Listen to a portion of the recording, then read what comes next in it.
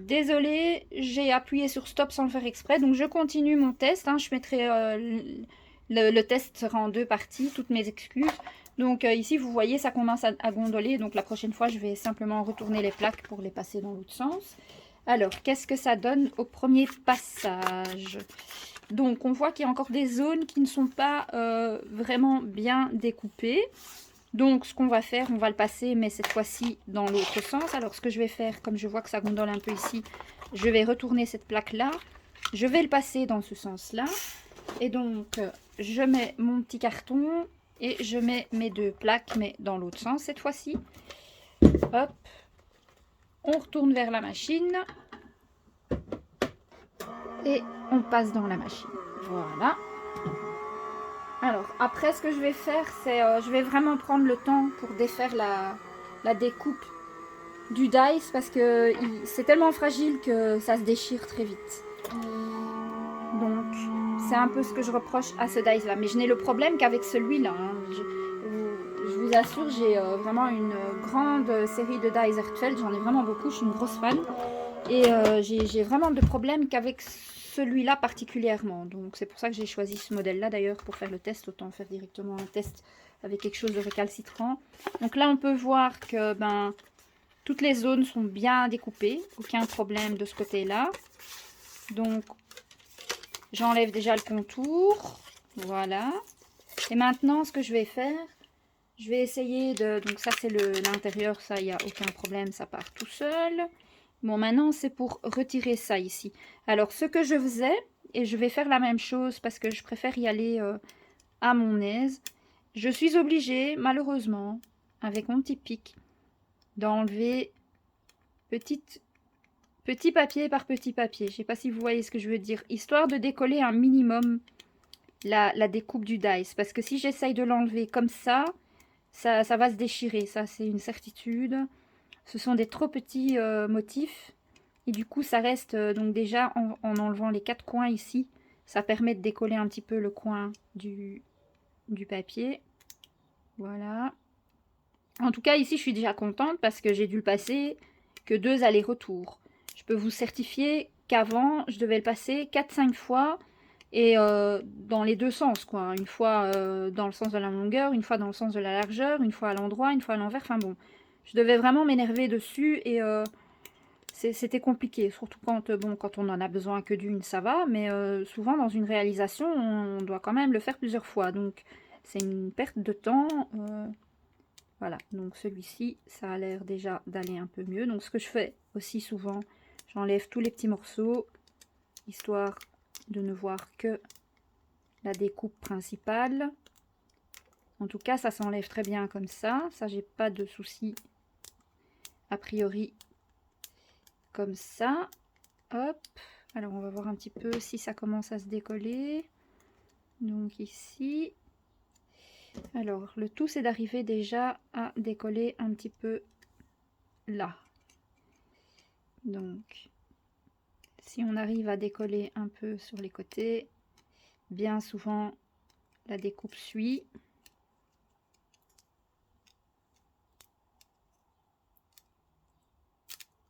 Voilà.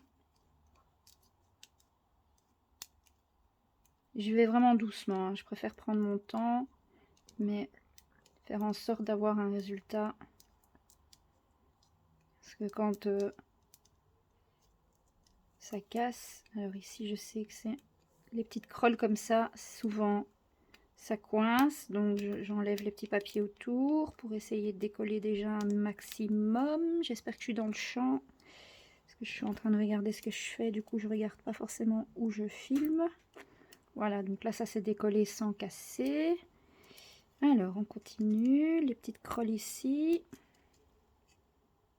Voilà. Ah, ça va casser là. Bon, ça a un petit peu cassé sur le côté. Mais c'est réparable, j'ai envie de dire, quand c'est un tout petit morceau. Au moment de coller la découpe, il y a moyen de récupérer la boulette.